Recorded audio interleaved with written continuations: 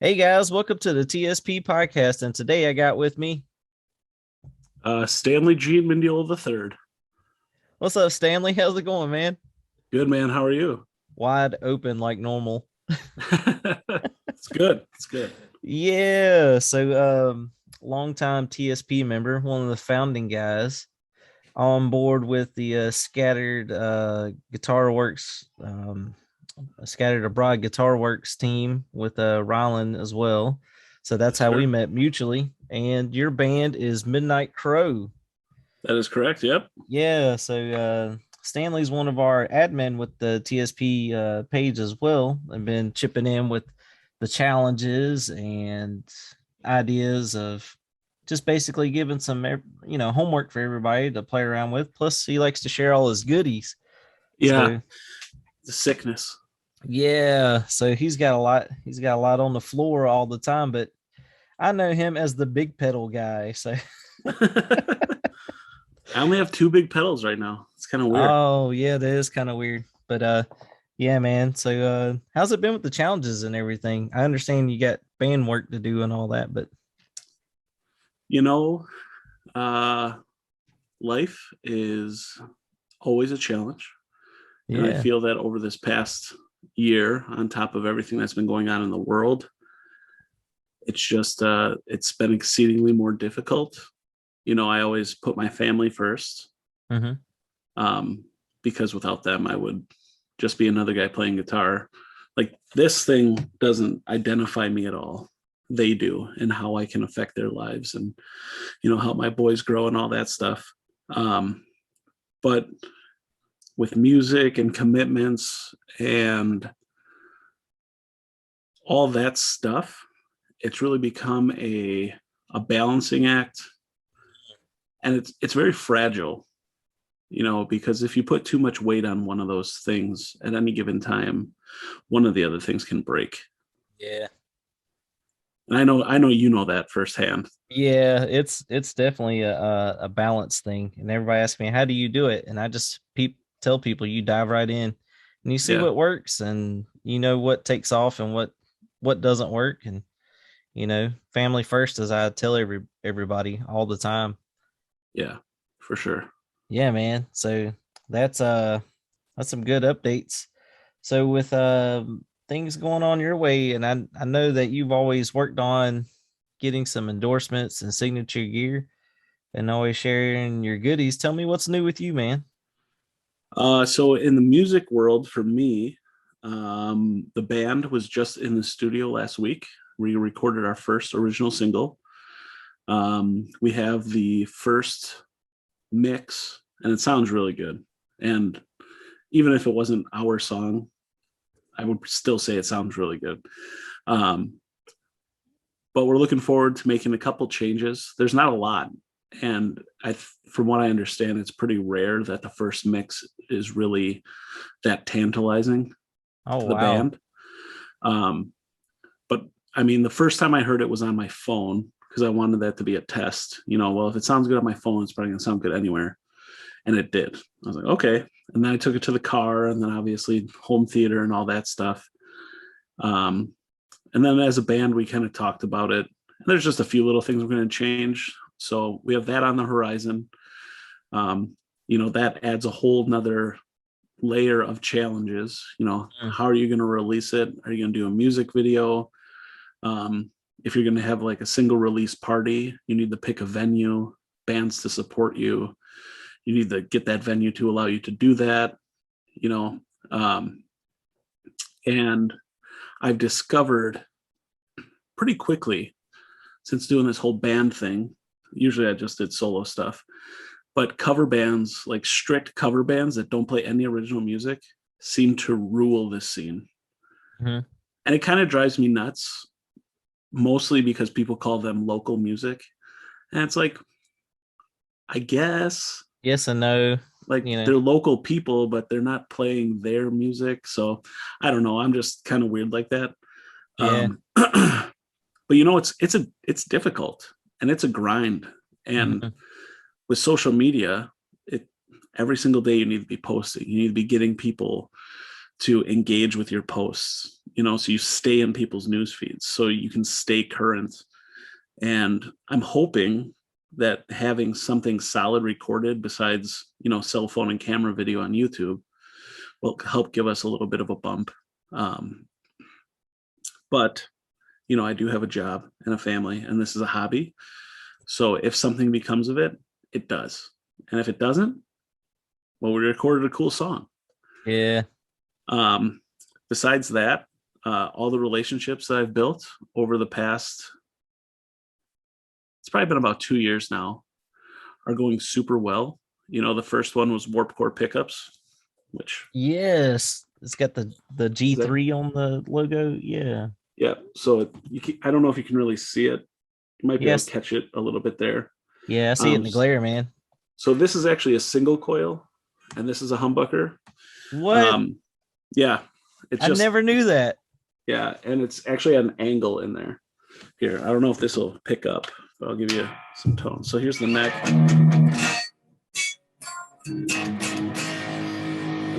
And then the bridge. Yeah, I think you're clipping out the mic, man. Dang it. It's all right. I know how that single works. Coil. Yeah. Bridge is a humbucker. And the reason why that is when I first started with Warp Core, I was playing Strats. Mm-hmm. And the Strat that I was actually playing at the time only had a neck pickup. But yeah, I knew that I would use a bridge humbucker, so that's how the signature set came to be. And then, fast forward a year and a half, 2 years later, I started talking with Chris Mitchell of CMG Guitars, and I was like, these guitars are phenomenal. The price point is ridiculous for an American-made guitar, and the build quality is hands down one of the best guitars I've ever played. Yeah.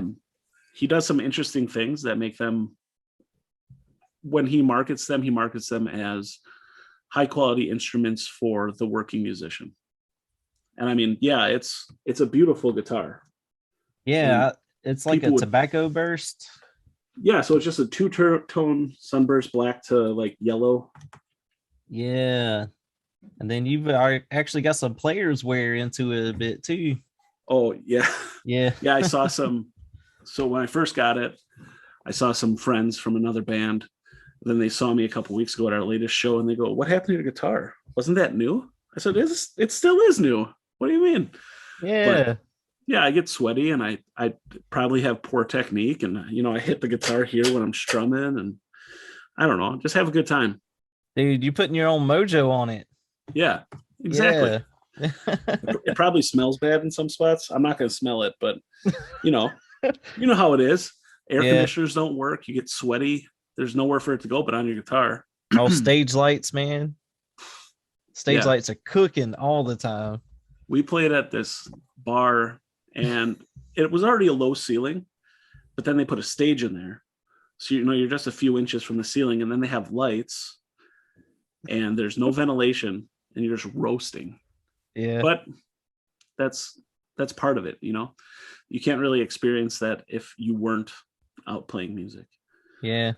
But yeah, so I was talking to Chris, and we spec'd out this guitar, and I patiently waited for a very long time to get it, and I couldn't be happier. It's everything I need. I have, I don't know if you can see it. This was, I'm gonna get stuck. I'm not gonna grab the maple? it. But, yeah. So I had another one that I bought from a friend of mine, and that's when I ended up switching pickups, and I was like, this is a really nice guitar. And I'm not a Les Paul style guitar guy, but there's something about this guitar. And if you'd ever drive up here to see me, I'd let you play it, but yeah, man. It is where it is. So yeah. And then besides that, Morley recently endorsed me. So I'm using the Morley Bad Horsey. Nice. I've been kind of swapping stuff in and out on the wah side, but I always ended up going back to the Morley just because you don't have to turn it on. It rips, with a higher gain amp. And things are good. Things are really good. I'm super appreciative for people who have given me a chance. And, because people really don't know me. Yeah. And my goal has always kind of been, since Warp Core, was to have my name on as many things as possible without people knowing who I am. Yeah, and I have a few things that I know who you are because Hey, hey, yeah, I got a pic that I'm holding up so people are listening in. But yeah, I'm always trying to help support you guys as well. And you showed us all the sneak peeks between both the pickups and the signature guitar. And then we did a release with Ryland on your signature pedal as well. So that was a long time of tone journey in itself because you went from using the Fuzzy Fox and then started working on your Hungry Panda addiction. yeah, yeah, Yeah. yeah. I got the Fuzzy Fox in a trade from someone while I was waiting for my Hungry Pandas because I wanted to. Yeah. Because I like to run something always on and then boost it. And I got both of those, and I messed with them, and I enjoyed them for a very long time. Well, it probably wasn't that long, but it seemed like a long time. And then I said to Rylan, I was like, I got an idea. It's gonna sound crazy. And I pitched him the idea. He's like, oh, well, let me send you this thing. And he sent me this black box, one knob, no switch, nothing. He's like, put this in front and after it. I tried it and I was like, okay, this rips too. And then we came up with the first prototype, which I actually have here. Yeah. So this side is what that black box was, and Hmm. then this side is a Hungry Panda. Nice. And the Hungry Panda side was just stock with the Hungry and stuff switch. Hmm. And then what the boost side was, it was just a power amp circuit or chip. So you could run that independently, and you could make some pretty gnarly overdriven tones. But I just used it as a boost, and it would kind of make the audio wider, if that makes sense. So rather than being so focused on the mids or highs, it would kind of fatten up the sound, and it would just make it so that if I'm playing a lead line, our bass player and drummer wouldn't have to do anything extra to make the sound still sound full. And then me being the person I am, I said, okay, Rylan, we should change this, which I never got to see his facial expressions, even though he lives, a couple hours away when I was telling him this. And he was like, okay, lay it on me. And we ended up just going with two of the boost circuits because I started playing a little more high gain amplifiers. And it also translated well to like a clean Fender type platform. So this was actually Ryland's. I got it from him. It was the only blue one that we had. Wow. I didn't even know about the blue. Yeah, this was the only one. He had said he wanted a blue one. I was like, all right, we'll make a blue one. Nice. So it's blue sparkle, all water slide decals. I thought you painted all these enclosures though. Was that the thing? I did, yeah. Oh wow. So I always want to, if I can, be part of something that I'm either going to have my name on or I'm going to endorse, if at all possible. I even asked Chris Mitchell at CMG, I was like, if you want to send me the blank body, I'll paint it and send it back to you. And he was like, oh, no, I'll do it. Okay, fine. But I thought that would be a cool thing to say, this is my signature guitar and I painted it. Yeah. But I understand it's his company, it's his name. Yeah. If I would have sent back something bad, then it would have been on him to redo it or whatever. Yeah. But yeah, we came up with this. It has one gain knob and then two level or volume knobs. And I run it the same way. I have the red one on my board now, where this side's always on, and I just use that side as a boost. Yeah. And I'm actually using a noise gate now. Don't tell anybody. Oh wow. I know. That's for that studio recording is what it is, right? Yeah, and just to control the noise, because the more gain you add, the noisier it gets. You get And that. Yeah. I know yeah, what and you're talking about, man. Yeah. sound guys don't like that for some Yeah. reason. I don't know why. I love it. Yeah. But yeah, it's kind of cool because when I boost the Panda, then I can actually get some feedback and use it before I turn it back off again. But yeah, and that's about it. It's still the same. I have the Jet Phaser by Warm Audio, Boss TU2 that I got actually from somebody on the Signal Path, and then a Fuzz Imp Sender.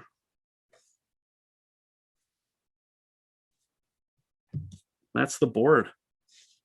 Yeah, and you actually have several boards, from what I understand. You also have one that you run at church as well, called the Lord board. Yeah, the Lord board version 2.1. Yeah, so I always admired that one because to me, I thought that's what all the big pedals were on. So the bigger the pedal, the bigger the tone, right? Of Wasn't course. that the rule? Yeah. Yeah. That one is a labor of love. Building pedal boards and having some OCD tendencies is rough. I've wasted a lot of cable and zip ties just Yeah, trying but to get it. they're secure because we did that. What was it? The standing board challenge. Yeah. Yeah, and Spinning around with it. yeah, so that was the rememberable part for me, that you actually sent me the demo video, and you took that board outside Yeah. and literally like I I would say like not hula hoop the thing, but like twirled it as fast as you possibly could out in the yard. Yeah. But not to scare everybody, but I mean you're swinging around what, like $2,000 worth of pedals on a pedal board. No, it was, No, they gave it to me. they gave it to you. I got you, man. Yeah, that trope's always so funny, but uh which is funny because I got my new telly this last month, and my wife knew it was for my birthday, so we ordered it and everything, and she knew that it came in the day it came in. She walked in and looked at my guitar wall, which is like behind me, which you can see some of the sunburst there. She dead center looked at it and was like, I can't tell which one is the new one. So the secret is if you get them all the same color, they'll never know. Yeah. I saw a thing that said, take your wife guitar shopping and buy a $200 Squire. And then later in the week, take it back and exchange it for the same color in a custom shop. I was like, oh, Yeah, but they check no, the bank though. that's true. That's true. Yeah. Yeah. Yeah. I actually already asked my wife if I could order another guitar, and she said, we need to wait. And I said, okay, I respect you. Yeah. But that's it for me too, that my hobby is funding my hobby. And that was where I worked my way from having a budget pedal board and having some really good budget options when I first built the board, and worked my way with trading and getting money from gigs, saving my pennies up, and getting a couple of nice items. So I always know that what we have on our board. I know you're kind of the big pedal board kind of guy, but this is my leading question into this: is that are you more of a boutique or standard equipment kind of guy? I don't know. I've never, I guess they both have their place. I suppose there's a lot of boutique pedals that I like, but I just can't afford them. So I'll try to find a cheaper alternative, which may come from one of the big, pedal manufacturers.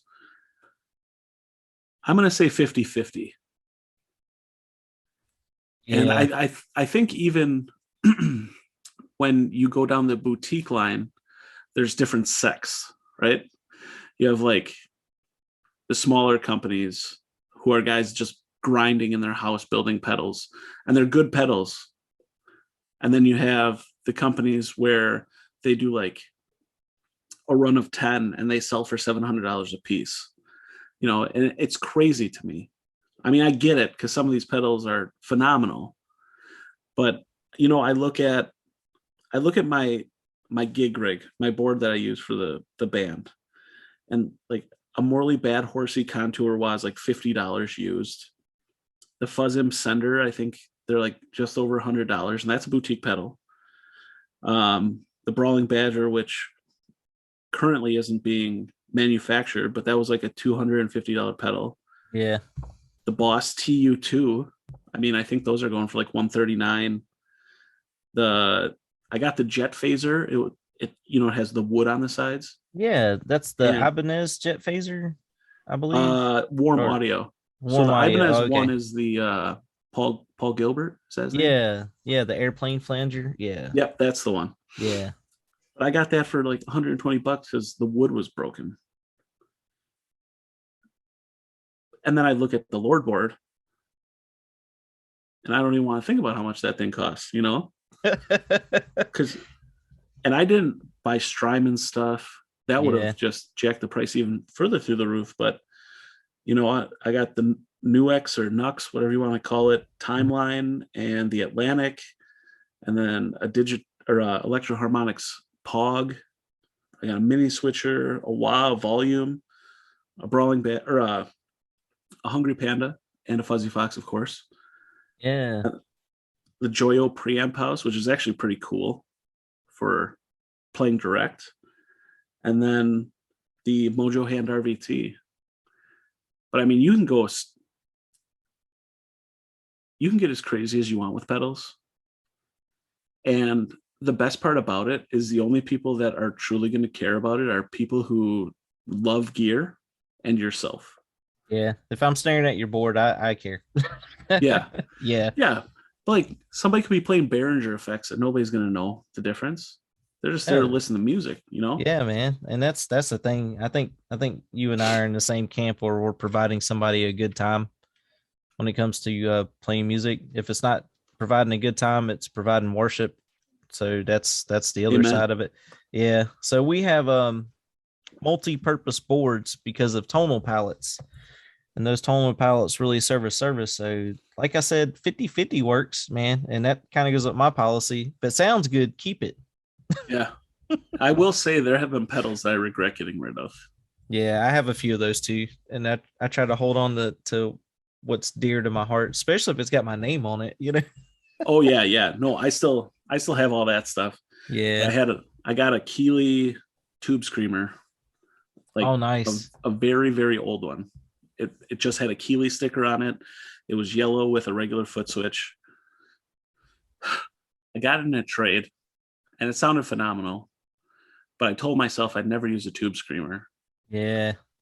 Not because I don't like them, but I don't like being lumped in with a group of people saying, "Oh, you just use that because this person uses it," or whatever. Yeah. And I let it sit on the shelf forever. And then somebody's like, "Oh, I'll buy that from you." And I put out a ridiculous number and they took it. So I said, "Okay, well, it's gone." Uh And yeah.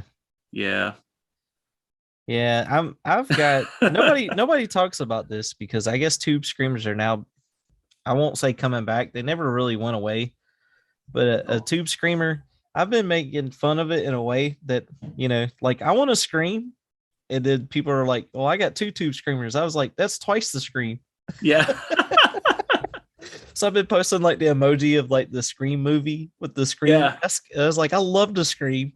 nice. I love that. Yeah. But yeah, I mean it really serves its purpose, man. It really makes single coils shine. It really tightens up some low mids and direct mids. For sure. And there's just magic that happens with it for people that really want that mid focus to push. I mean, that's why there's so many variants of that pedal too. Oh my But gosh. yeah, nobody really talks about all the variants, but I think that's coming up on a live show for JHS. But tube screamers, man, they work, and everybody's got one somewhere or used it, and they found out if they liked it or don't like it, and that's totally fine with me. There's two camps in a way, but I don't care about the camps. I just use the tonal palette. I mean, if you Yeah. need that sound, it's there, and you can go boutique or standard with that one. I mean, there's just common ground. You can get a budget tube screamer and you can get a high end tube screamer. They all do the same thing. They They all honk. scream. Yeah, they scream. So I was gonna ask you about the minimalist or big board, but I think you have the most unique take that I know of, that I kept joking about: big pedals, big tone. Yeah. So technically you're a minimalist with the big board. Yeah. So it it changed a lot over the past couple of years. I had the Dan Electro Spring King, and then I had the Jet Phaser, and I had a Fuzz Face, and it got to the point where there was like no room to put anything else that I needed. Um, But the signal path was so short though, so you got all the tone out of those three or four pedals. yeah, and I ended up getting rid of the Spring King because it was just too noisy with my amp. No matter what I did, there was always this like whine because it's actually a spring tank. And then I had Ryland put a Fuzzy Fox in my Fuzz Face enclosure. and all this stuff kept happening. And then I got a different amp and a different amp, and I started chasing the amp tone that I wanted. And then once I finally got there with the Bad Cat Cougar 50, I said, okay, it's time to go back to the drawing board and figure this board out. And that's how I ended up where I am now. And I'm hoping that I don't change it. Yeah, the Bad Cat, man. Does that have the rectifier tube in it? Yeah. Like, so it has a lot more sag to you, or is it, or how's that So work? it's interesting. So with tube driven rectifiers over solid state, I find that solid state rectifiers, they're more snappy. You can say like twangy, the response is just quicker. Yep. Where with a tube driven rectifier, I feel like that's where you get the feel of the amp. And Yeah. I think that's what's missing with these, like the Tone Master amps and these really good solid state amps that are supposed to be just like a tube amp, which they sound good. I'm not going to say that they don't, because I would be dumb to say that they'd sound bad, but they don't feel the same. Yeah. And that's something that, as a guitar player, when you're used to playing a solid state amp or a tube amp, you're going to be like, oh, why does this feel flubby or slow? So I will say yes, it does. It definitely responds. It takes a longer time to respond than a Yeah. solid state rectifier. So the best way that I could explain it, because I'm a sag guy, like I love that sag. It's really a sponge thing that no matter how much water you could throw at it, you could throw all the water you can at it. It's just gonna take it, man. So like a lot of people go for headroom, like for plexis and like twin reverbs and those high headroom platforms. But sometimes, man, like if I'm digging in a humbucker, I just want to be able to melt with it, kind of thing, and just enjoy the chord and let some of the sustain happen. Yeah, And for being a little bit of a sloppy player because I'm not that disciplined, yeah, guilty. yeah, I just love the sag, man, and that's why I tell people. I was like, it's totally different. I understand the boldness and the punch and articulation when you're trying to be clean. Yeah, I would say clean picking, clean note, clean, not just clean in tone. Those guys really need that punch so they have immediate response and their impulse response matches what they're playing. So the sound waves like this actually is, instead of calling response, it's actually dead on. So there's no Yeah, latency. But I like that little bit of latency because not being such a sloppy player, but kind of having that deep pocket feel. That's what they say as a drummer. You just kind of, you pocket so deep that you're a lint collector, you collect yeah, so much lint because you're so deep in the pocket. Yeah. So I kind of like that feel in a way. And especially if you play things like shuffle, like SRV and stuff like that. I mean, like that stuff needs to be played clean and heard with headroom. But at the same time, with those little chuckas and pick scratches and everything in there, I like to sag with that. I don't really like everything like raw, like in your face immediate attack. So yeah, yeah, but that's fun. yeah. I tend to run, my bass a little higher, my treble a little lower, and then I'm actually doing something that, up until this moment, it's a secret. Well, not a total secret, but the response that I get out of it is a secret. Yeah. So I run my reverb at noon, and then I actually have a delay pedal, a tape echo, in my effects loop that's always on, and it's set for like the fastest slapback that I could get. And that, partnered with the gain, partnered with the reverb, it it sounds like two guitars. Yeah, man. So that's pretty much a doubler if it's like 30 milliseconds or less. Yep. Yeah, so they call that a doubler in a way. And I think Keeley even makes a doubler. It's Yeah. like it's less response than slapback. It's literally like not a chorus pedal, but it really feels like, like somebody's playing behind you and you have to kind of turn around. Is that really me? Kind of look. Yeah. Yeah. I almost pulled the trigger and got one of the TC Electronic mimics. Oh yeah, they do And that then too. I looked at my board and I was like, no, I don't need any more stuff. Yeah, tone journey never stops sometimes, man. It needs to. Yeah, it does. So, but we do have a few guys that, on the admin team, some of them have reached that tone nirvana where they're like, I've peaked. This is my Yeah. peak performance. I love that. Guys know exactly what they want and they play to it. That's great. That's wonderful. Some of us have yet to reach it. And I'm not knocking anybody on it or anything like that. That's what we kind of strive for. Know the tools that we're going to use and just use them. Yeah, Yes. exactly. So it's not so much a chasing tone thing. I mean, my name's Tone, so I'm always chasing tone because I can't keep up with myself, man. So that yeah, Nice. that was our standard questions. I do know that you said you had a few things you want to talk about. You had your endorsements, your signature guitar pedals, and your single. So I was wanting to know more or less. You know my first pedal. What is your very first guitar pedal? My very first guitar pedal was a Boss Distortion. I can't remember the letters for it, but it was the orange one. And I bought it the day after Christmas when I was like 16 years old. And this was when I first had my electric guitar and I had money from Christmas. And I was like, I need distortion.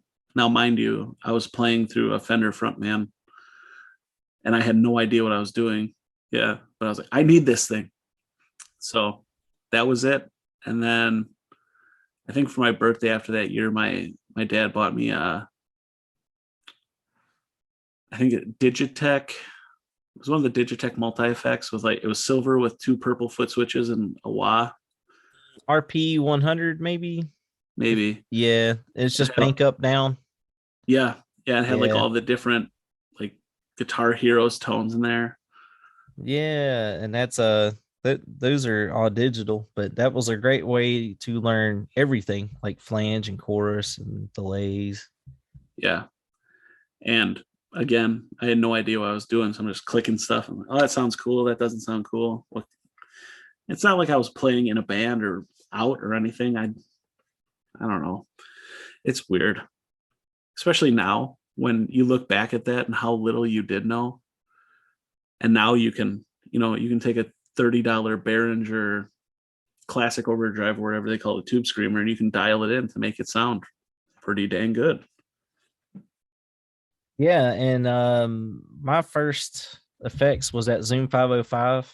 The delays got me, but like you said, you kind of find what works, and you're like, ugh, I don't like that, but I like that. It took me forever to figure out what the actual step filter effect that was in that pedal. It took me forever to try to figure that out. That there's only a few makers that actually make that step filter, and a very few guitarists have used that step filter. Like Tom Morello has used it and stuff like that. But it's a very unique thing, and it's more or less an envelope filter. So I know you've played around with things like envelope filters, wah, things of that nature. So pretty much, what's your favorite? I would say effects or color or shape of effects. So I'm very simple. And if you would look at the Lord board, you'd say you're not simple at all. But to achieve, ambient sounds, you need that stuff. That's just the way it is.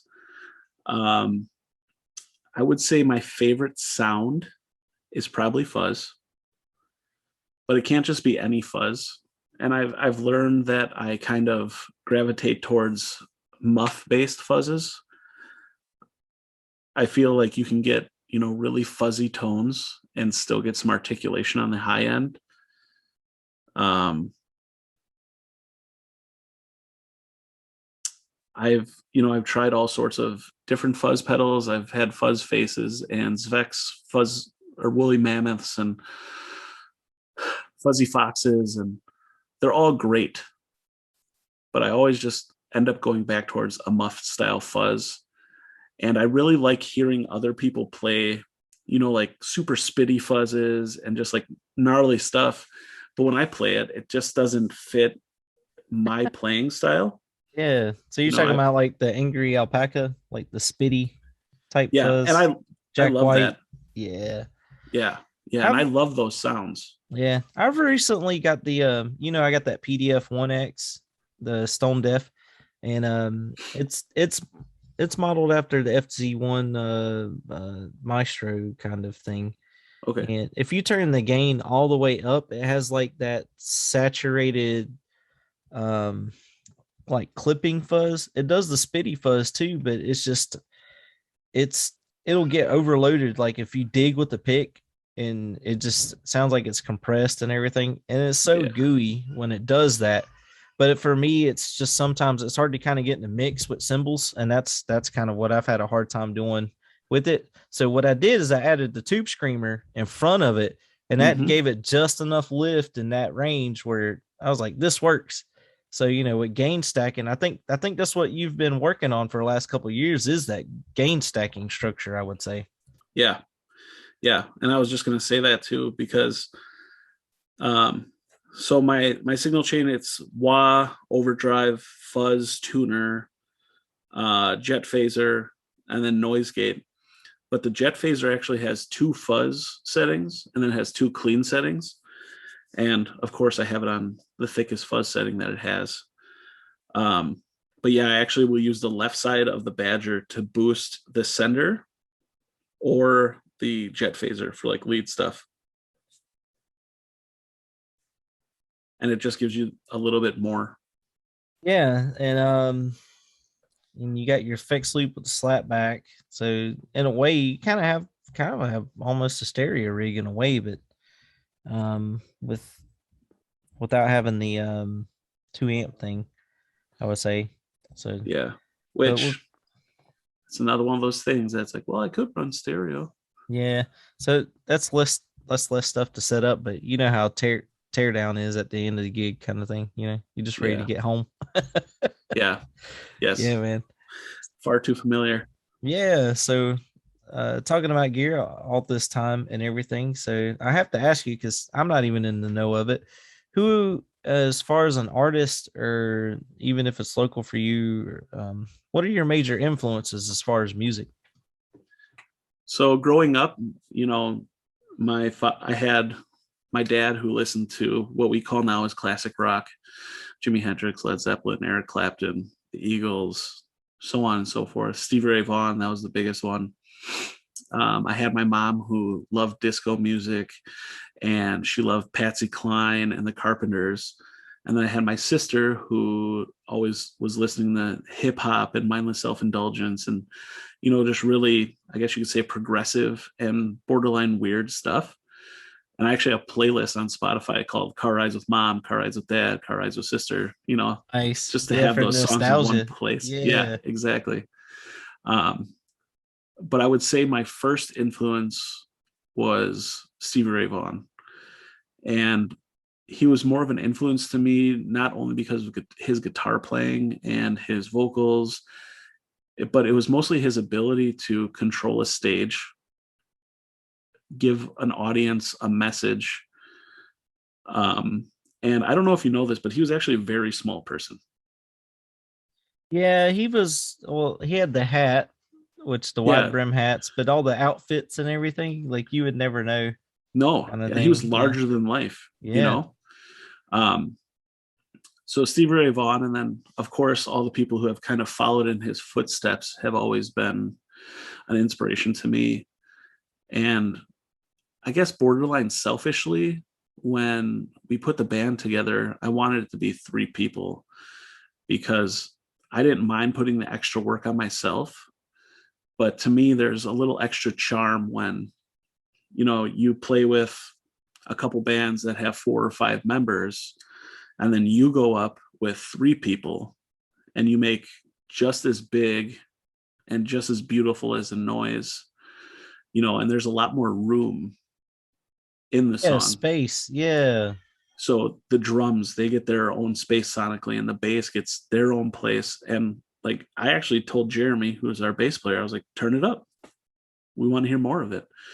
And that was very apparent in the single. Like you can hear it and you can feel it if you have your bass or your EQ turned up. But the way I look at it is without a bass player or a drummer, I am just a guy with a guitar. I'm just a guy with a voice. I could be singing at coffee shops. I've done it plenty of times, Yeah. but they are the base that allows me to play guitar and sing and play some solo that hopefully somebody will like. And together we have these 3 lanes of sound that just go out to the audience, but they articulate. I don't know. Yeah, it's actually the sound engineer's dream in a way. They have less channels to muddy up the mix, Yeah. So a lot of those guys, I'm not picking on anybody because I'm in a 4-piece group myself, but you kind of married to your band members in a way. Not saying that you're like physically married to them with a document saying that you're married to them, but you really do have to put up with everybody's you know, farts and all, man, warts, all that stuff. And, it's kind of a labor of love to work with each other in a way. But when you get to the gig and you got 4 instruments going, that's dialed in, that's great. And then what I'm working on lately myself, because I'm not keen on singing myself, but now I have a teacher, and it's he's kind of my mentor with it right now, is teaching harmonies. So now Nice. we have 3 and 4 part harmonies that are making more dynamics. And then, like you said, with kind of the cover band scene is a very competitive edge. We have to bring something to the table, or we can't book gigs, and Yeah. that's really hard to do. And if people can't hear your lyrics, they're not gonna book you, and that's kind of the other thing. So there's a balance to having so many signals going into the board when you're trying to play on a stage. So that I totally get that, man. Yeah. Yeah. Hopefully we'll be adding some harmonies here as well. Our drummer Dave he's itching to sing. He loves singing, so we'll see. It's Yeah. I wish I could just spend a couple weeks with these guys and we could just play music every single day, because it would be nice just to go out and play shows and not have to worry about practicing or learning new songs or doing this. But that's also partially my fault. I'll have something happen in my life, or my kids will go take a nap, and I'll grab my guitar and I'll write 5 or 6 riffs. And I'll turn those 5 or 6 riffs into 1 or 2 songs. It's like, hey guys, sorry, I wrote these songs. But Yeah. just, I guess Well, it's a blessing and a curse. yeah. Well, it's also finding balance. Like you said, you have home life, work life, band life, gear life in a way. But I In a mean, way. yeah. Yeah, gear life stays in the basement.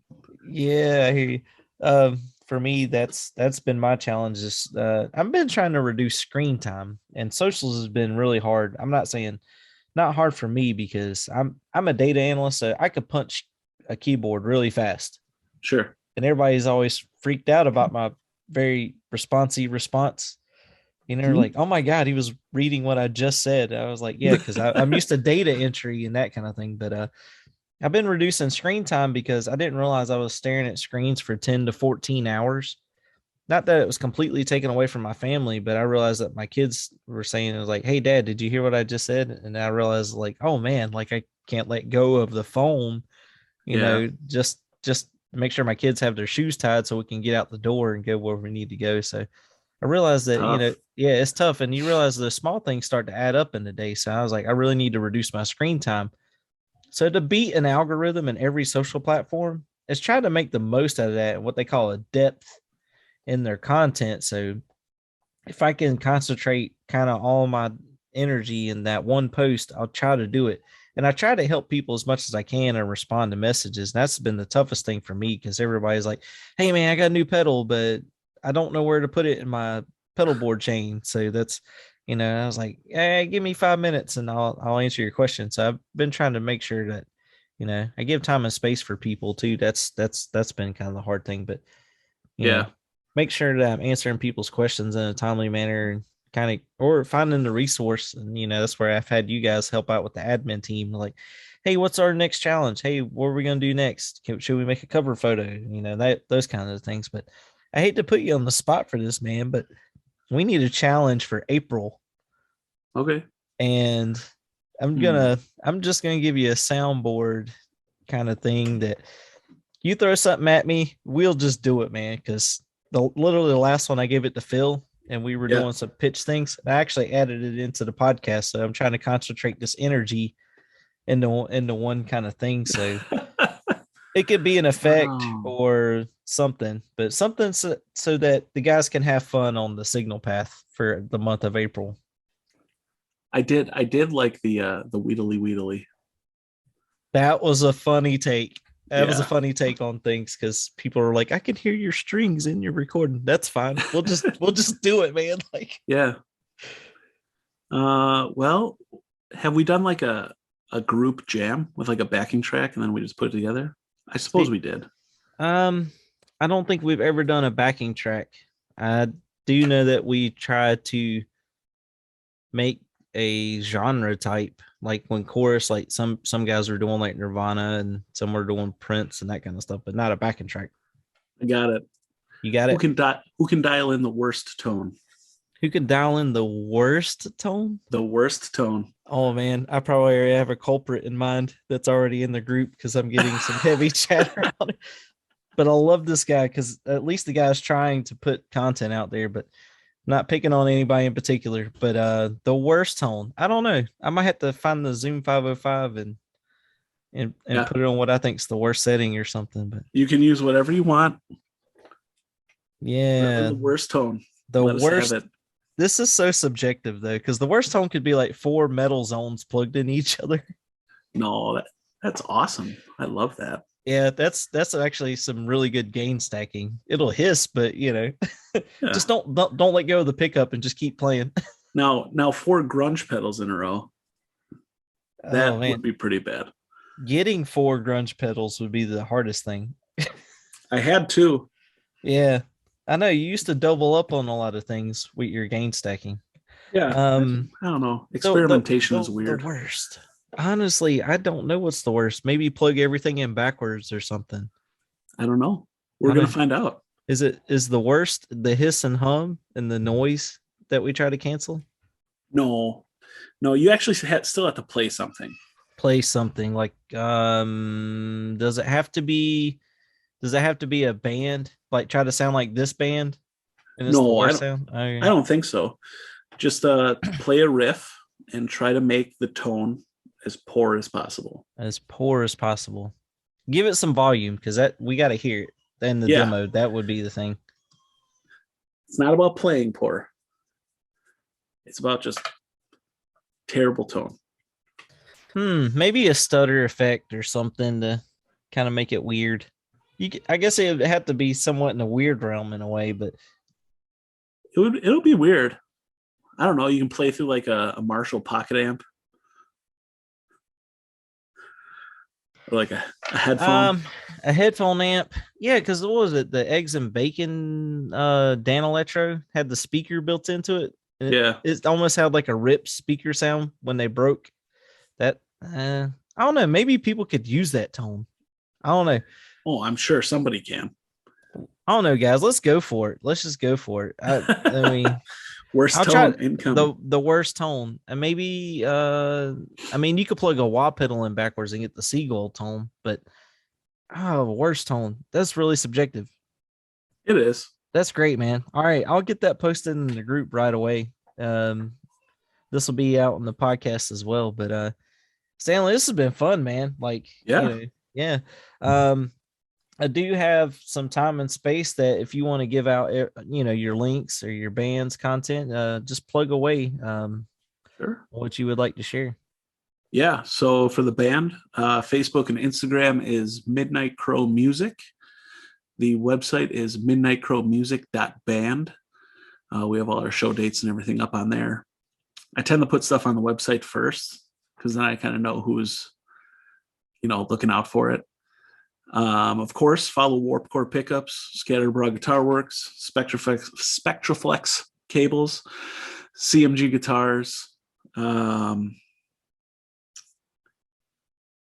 Anybody else? Morley. Morley, yeah. Yeah, Morley. If you like Morley stuff, go ahead and follow them. Hopefully they'll have me on the website soon so I can make it official. Your new singles debut. Yep. So we recorded that at Cherry Pit Studios in Menominee Falls, Wisconsin last week. Hoping to debut that sometime early June. The track is called Boxcar Tourist. And we're really excited to bring that to everybody that wants to listen to it. I've just been driving around town blasting it, hoping somebody stops me and asks me what it is. Hey, what's that? Yeah. All right, keep us posted on that, man. So for the Signal Pass, Stanley's on our admin team as well. You can ask us anything. You find us on our Facebook group. That's usually where our shenanigans go down anyways. Yes, sir. We now have the podcast, which is available on Apple Music, Spotify, your favorite RSS feed. So there's a link for that I try to include as well. If you're listening to this, it's probably on one of those already. And with the YouTube channel, we do the challenges and the number of effects boards that we try to put together, or whatever the challenges may be. That's usually where we put it on the YouTube. I try to make sure I include a video podcast like what we have going on today on there as well. Instagram, Facebook, you can find me. You can ask me anything. We now have the Patreon to kind of offset the hosting costs that it takes to do podcasting. And that's the only thing that I try to shout out there. But Stanley, I want to thank you for your time today, man. It's been fun. Thank you. It's been a pleasure. We can do this whenever you want. All right. We don't even have to record it. We can just talk. Yeah. Yeah, I know. Usually we're in the chat thread chatting away, but yeah. Yeah. So All right, man. So cool from beans, man. the signal path, I want to say bye to everyone. All right, bye, Stanley. Y'all have a great and wonderful week. See ya. See ya.